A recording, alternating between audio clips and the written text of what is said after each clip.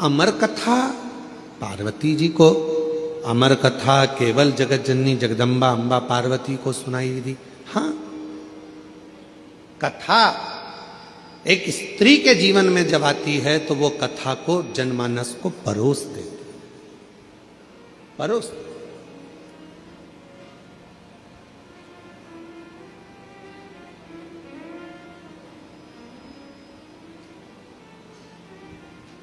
दुनिया में केवल एक स्त्री ही ऐसी है, महिला एक नारी ही ऐसी है, जब सब खा लेते हैं तब आखिरी में वो खाने बैठती है, भोजन करने बैठती है।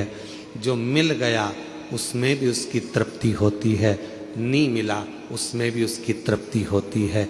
दूसरे को खाता हुआ, प्रेम से भोजन करता हुआ देखकर वो संतुष्ट हो जाती है, वो संतुष्ट हो जाती है। एक नारी, एक स्त्री।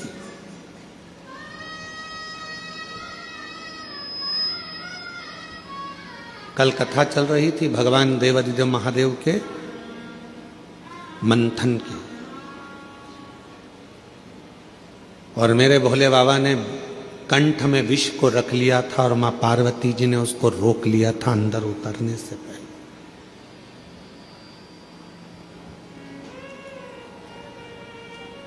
उतरने से पहले रोक लिया था।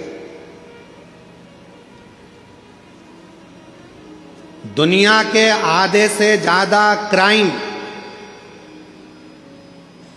घर में रहने वाली स्त्री रोक सकती है। घर में रहने वाली नारी, घर में रहने वाली एक महिला दुनिया में होने वाले आधे से ज्यादा क्राइम को रोक सकती है। कैसे रोकेगी? अपने पति को अच्छा उपदेश देकर, उसको समझाकर, अपने बेटे को अच्छा संस्कार देकर, अपनी बेटी को अच्छा ज्ञान देकर, अपने ससुर को अच्छा ज्ञान देकर, अपने पिता को अच्छा उपदेश देकर, अपने भाई को अच्छा ज्ञान देकर, उपदेश देकर। दुनिया में किसी सरकार की इतनी सामर्थ्यता नहीं है जो क्राइम को रोक सके। क्राइम को केवल एक रोक सकती है, वो घर की केवल नारी होती है जो अच्छे संस्कारों से इन क्राइम को रोक सके। एक कथा बचपन में पढ़ने को मिली थी, शायद हमें उम्मीद है कि आपने छत्तीसगढ़ वासियों ने भी इस कथा को जरूर पढ़ा होगा। हमने पढ़ा है अपने बचपन में, तो तुमने भी पढ़ा होगा। कथा सुनने को मिली थी, पढ़ने को मिली थी। एक छोटा सा बच्चा स्कूल में जाता है पढ़ने के लिए, उसको एक पेंसिल मिल जाती है। वो अपनी मम्मी को आकर बताता है, माँ मुझे ये पेन मिला है। माँ ने कुछ नहीं कहा। बच्चा दूसरे दिन स्कूल गया, कंपास चुरा कर ले आया। पेन का जो बॉक्स होता है बच्चा वो चुरा कर लेकर आ गया। माँ से कहा, माँ मैं आज बॉक्स लेकर आया हूँ। माँ ने कुछ नहीं कहा। थोड़े दिन बाद बच्चा एक किताब चुरा कर ले आया। माँ ने कुछ नहीं कहा। फिर बच्चा कॉपी चुरा कर लाया। माँ ने कुछ नहीं कहा। वो बच्चा धीरे धीरे धीरे धीरे धीरे धीरे एक नामी चोर बन गया। चोर बनकर एक दिन पकड़ा गया, थाने में बंद हुआ। पुलिस वालों ने उसको खूब मारा, अंदर बंद कर दिया। और बंद करने के बाद आखिरी में जज के सामने उसको खड़ा करा गया और उसको मृत्यु दंड की सजा मिल गई। मृत्यु दंड की जब सजा मिली तो उससे पूछा गया, तेरी अंतिम इच्छा क्या है? उसने कहा, मैं अपनी माँ के कानों में कुछ कहना चाहता हूँ, बस अंतिम इच्छा मेरी ये है। उसकी माता को बुलाया गया। उसके मरने के पहले जब माँ आई, उसकी माँ के कानों के अंदर उसने कुछ कहना चाहा। जाओ, तुम्हारा बेटा तुम्हारे कानों में कुछ कहना चाहता है।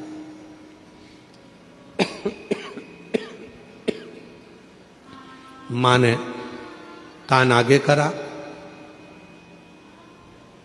बच्चे ने गला पकड़ रहा है, माइक भाई। बच्चे ने मां के कानों को पकड़ा दांतों से।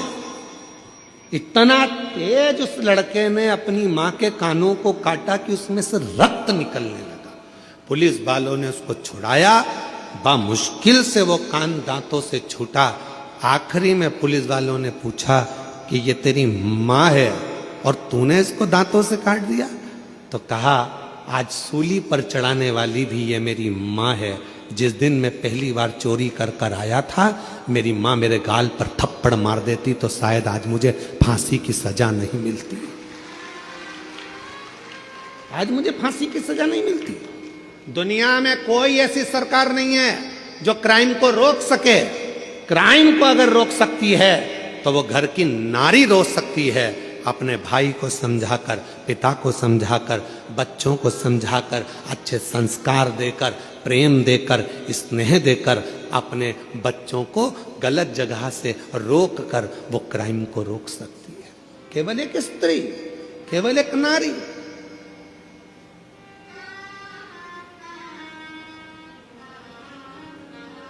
उसको रोकना कठिन है, परंतु मां रोक सकती है, स्त्री रोक सकती है, नारी रोक सकती है।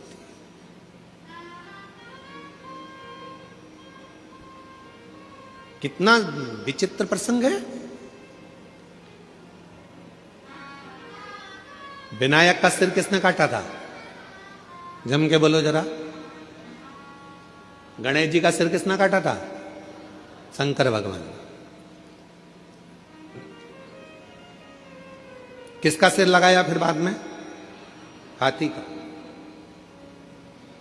जब हाथी का सिर लग गया गणेश जी को, उनके बहुत सारे बेस्ट फ्रेंड हुए, उनके बहुत सारे दोस्त हुए।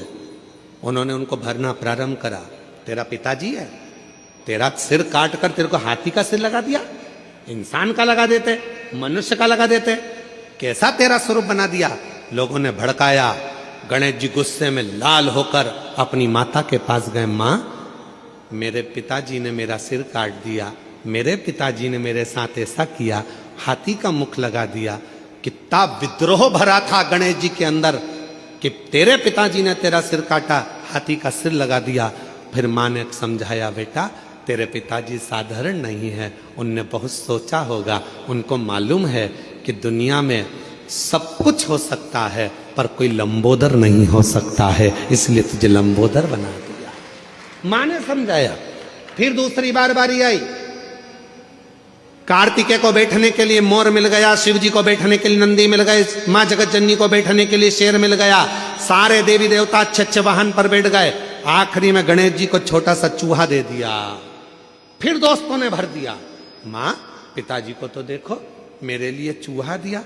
दिख रहा था मेरा इतना बड़ा शरीर है, बैठने के लिए कोई अच्छा वाहन देना था, इतना छोटा सा चूहा दे दिया। मां ने समझाया बेटे को। बेटे के अंदर विद्रोह उत्पन्न हो रहा था। मां ने कहा, बेटा तेरे पिताजी समझदार हैं, उन्होंने चूहा इसलिए दिया। बड़े बड़े गाड़ियां ट्रैफिक में फंस सकती है, पर मोटरसाइकिल और साइकिल कहीं से भी निकल सकती है, इसलिए तुझे छोटा वाहन दिया गया। छोटा वाहन दिया गया। गणेश जी खुश हो गए। मां ने समझा दिया, नहीं तो विद्रोह तो कब का चालू हो जाता। फिर आया बारी। अब की बारी आई कि पृथ्वी की परिक्रमा कर कराना है। मां, सब ने कहा तेरे पिताजी को मालूम था कि तेरे पास चलने के लिए कुछ नहीं था, छोटा सा चूहा कितने दिन में पृथ्वी की परिक्रमा करेगा। पिताजी को मालूम था कार्तिकेय जीतेगा, उसको प्रथम गिनती में ला दूंगा। पर गणेश जी, तेरे पिताजी ने तेरे साथ चाल चल। गणेश जी को विद्रोह आया। मां के पास गया। मां देखो, पिताजी ने ये कोई बात बोलना चाहिए कि पृथ्वी की परिक्रमा जो करेगा पहले वो प्रथम गिनती में आएगा। अब तो मेरे पास तो इतना छोटा सा चूहा धीरे धीरे चलेगा, कब तक पृथ्वी की परिक्रमा करेगा। मां ने समझाया, बेटा तेरे पिताजी हैं, वो जानते हैं कि तू इतने बड़े चूहे पर बैठकर पूरी पृथ्वी की परिक्रमा नहीं कर सकता, इसलिए तेरे पिताजी ने मेरे कानों में कह दिया था कि एक काम कर, गणेश जी को बोल देना पूरी पृथ्वी की परिक्रमा ना करे तो माता पिता की परिक्रमा कर लेना, फल प्राप्त हो जाए। जब जब व्यक्ति के दिल में विद्रोह उत्पन्न होता है, जब जब व्यक्ति गलत सोचता है, गलत विचार लाता है, अगर घर की स्त्री, घर की नारी, घर की महिला, घर की माँ, घर की बेटी, घर की बहन, घर की भाभी, घर की बुआ, घर की चाची, घर की काकी, घर की मामी, घर की स्त्री जब उसको समझाती है तो कोई पुरुष कोई गलत काम करने के लिए जा नहीं सकता। विद्रोह कब उत्पन्न होता है? जब घर की नारी उसको भर दे। देख लो तुम्हारे भाई को, देख लो तुम्हारे मामा को देख लो, जब अंदर इतनी ईर्ष्या भर दी जाती है कि पुरुष फिर क्राइम करने को आगे बढ़ जाता है और तलवार लेकर चक्कू लेकर दौड़ पड़ता है। 10 मिनट का क्रोध, उस व्यक्ति ने चक्कू मारा, 10 मिनट का क्रोध आया और मालूम पड़ा वो 10 मिनट का क्रोध उसकी 10 साल की जिंदगी को बर्बाद कर दिया। 10 साल की जिंदगी। किसी की सामर्थ्यता नहीं जो क्राइम को रोक दे। क्राइम को केवल एक घर की मां, घर की स्त्री, घर की नारी रोक सकती। अच्छे संस्कारों से, अच्छे विचारों से, अच्छी सोच से।